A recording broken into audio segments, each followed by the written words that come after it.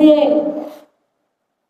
అయ్యా నువ్వు వచ్చావు కదా, ముందుగా వచ్చినట్టే నా తమ్ముడిని నేను చూసేవాళ్ళని అంటున్నారు.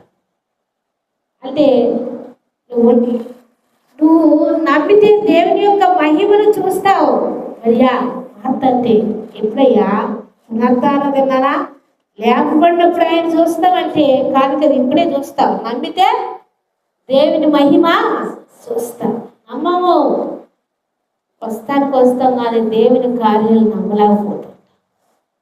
తీసుకెళ్ళారు ఆయన లాజరు గురించి. అదే పక్కన 11 అధ్యాయంలో ఉంది.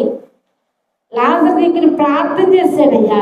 ప్రజలందరూ చూసినట్లుగా ఈ కార్యం చేయమని ప్రార్థన చేశాడు. లాజరు బయటికి రాగానే పేద వస్త్రములు ధరించుకున్న వాడే బయటకు వచ్చాడు. దేవుని నామానికి స్తోత్రం కలుగును గాక.